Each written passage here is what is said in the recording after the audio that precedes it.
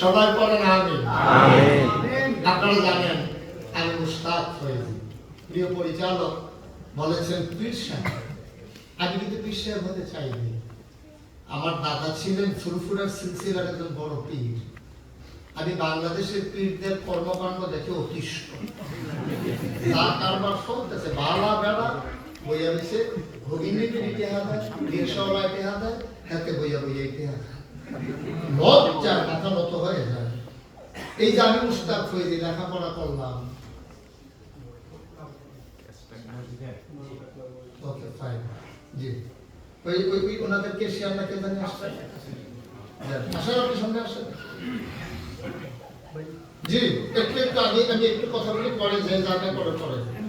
আমি আমার দাদা যখন, আমার দাদা ছিলেন ফুরফুরা সিলসিলার একজন বড় বুজুর্গ ব্যক্তি, খুব মুখলেস মানুষ ছিলেন।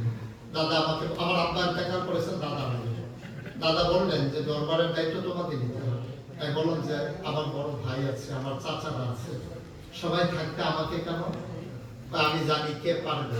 আমি তো বললাম আমি তো এই পীর হতে চাই না, বাংলাদেশের যে পীর, এই পীর হতে কয় তুমি কি পীর হতে চাও, আমার জিজ্ঞেস করছে দাদা। এবার আমি সেই পীর হতে চাই যারা যুগ জামানা পাল্টে দেওয়ার জন্য সদা প্রস্তুত, মানুষের মাঝে মেন্টালি, ফিজিক্যালি, তারপরে ইকোনমিক্যালি সকল দিক দিয়া যেন একটা মৌলিক পরিবর্তন নিয়ে আসতে পারে, আমি সেই মানুষ হতে চাই। দাদা বললেন ওকে ফাইন, আমি ওটাই চাই। তখন আমাকে দায়িত্ব দেওয়া হলো। দাদা আমাকে মাত্র 9 শতক জমিন দিলেন। দায়িত্ব পাওয়ার পর আমি জমিন কিনা শুরু করলাম। আমি নিজে কিনলাম 1800 শতক জমি, 18 একর। ওখানে আমার 10টা প্রতিষ্ঠান, খানকা জেগেরাস্কারের জন্য, মাদ্রাসা, নুরানি মাদ্রাসা, হাফিজিয়া মাদ্রাসা, ধাতব্য চিকিৎসালয়, গণপাঠাগার, গবেষণাগার, ছাত্রাবাস, ইয়াতিমখানা, মসজিদ। আমি পৃথিবীর বিভিন্ন জায়গায় আল্লাহ আমাকে নিয়েছেন। সুন্দর সুন্দর মসজিদগুলো দেখে আমার একটা অভিজ্ঞতা হয়েছে, আমি ভিডিও করে করে নিয়ে এসেছি। সবগুলা দিয়ে আমি চিন্তা করলাম দিনের একটা বার কাজ হবে, ক্রাইসিস পিরিয়ড ওভারকাম করার জন্য বড় একটা কনফারেন্স রুম থাকবে, একটা হাসপাতাল থাকবে, সুন্দর একটা আপনাদেরটার মতো, আপনাদেরটা ক্ষুদ্র পরিসরে কিন্তু সব আছে, রান্নার জায়গা আছে, খাওয়ার জায়গা, থাকার জায়গা, অফিস, এরকম করে আমি চিন্তা করলাম একটা মসজিদ করবো, মুসলিম বিশ্বের এক অনন্য নিদর্শন। আমি ইঞ্জিনিয়ারদেরকে ডেকে 10 জন ইঞ্জিনিয়ারকে একটা টিম করে না, আমার যারা বলি 10 জন ইঞ্জিনিয়ার টিম করে দেয়, ওরা ড্রয়িং করে নিয়ে আসলো, তারপর বিশাল এক ডিজাইন। আমরা এটা কি কোনজনে যে মসজিদের কথা বলছিলেন, একটা রয়েছি আমি যদি একটু বড় দেখা যায়, একটু বড়ই, আমি কিরকম বড়, 1 লগে নামাজ পড়বে 6000, 6000 নিস্তালা হাসপাতাল, 20,000 স্কয়ার ফিট, ফ্রি হাসপাতাল, টিকেটও লাগবে না, ফ্রি হাসপাতাল, 6000 লোক, আর নামাজ পড়বে 6000, 20,000 স্কয়ার ফিট। আপনাদের এই মসজিদটা মিনিমাম 10টার সমান হবে আমার হাসপাতাল।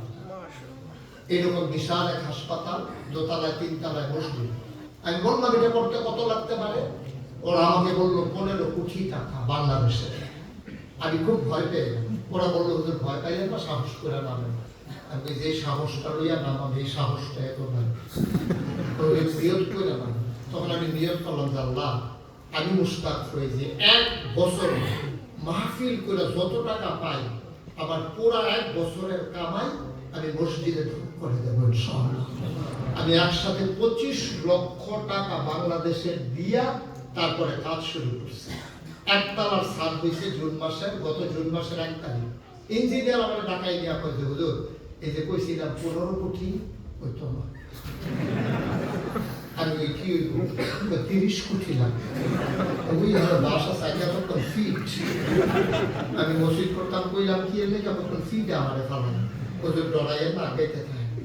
আমি মালয়েশিয়া গেছিলাম রমজানে, ওনারা আমাকে অনেক সহযোগিতা করে, সৌদি আরবে গেলাম অনেক সহযোগিতা। আমি একদিন দাঁড়িয়ে আছি ছাদের উপরে, একটা দীক্ষা করা মহিলা আমার ছোট ছেলেদেরকে জিজ্ঞেস করতেছে এখানে কি লিখতেছে, ফিসা হুজুর বড় করে মসজিদ করতেছে, আরে কখন এত বড় মসজিদ, বেরিয়ে তোমরা খালি টালি বল টল কিছু আসেনি, আল্লাহ দিছে একটা ছেলে, ও সারাদিন ভিক্ষা করে যা পেছে সবটা নাইলা দিয়ে তো প্রতিদিন তো বাড়িতে নেই, আজকে একটা মসজিদে দিয়ে গেলাম। আমার এই মসজিদ মসজিদটা আমার একটা স্বপ্ন। আমি ঘুমাইতে যাই, ঘুমাইতে পারি না। আমি খাইতে যাই, চোখের সামনে আমার ভেসে ওঠে মসজিদ। আমি মুশতাক হয়ে যে একদিন থাকবো না, কিন্তু এই মসজিদটা থাকবে। আমি আমার এই অবহেলিত বাংলাদেশের মানুষগুলোর জন্য হৃদয়ে রক্তক্ষরণ হয় বলে আমি চেষ্টা করেছি আমার মতো করে। আমি দেশে বিদেশে একটা মানুষ পাইলে আমার মসজিদের কথা বলি। আপনারা যারা এখানে আছেন, আনন্দ চিত্তে খুশি মনে আল্লাহ নবীর সেই হাদিসকে মনে করে, মান বানা লিল্লাহি মসজিদা বানাল্লাহু লাহু বাইতান ফিল জান্নাহ। যে দুনিয়াতে মসজিদ বানাবে, আল্লাহ জান্নাতে তার জন্য ঘর বানাবে। যদি মনে করেন যে হুজুর আমিও জান্নাতে ঘর চাই, মোস্ট ওয়েলকাম, আহলান সাহলান মারহাবা। আমার মসজিদে আপনাকেও স্বাগত।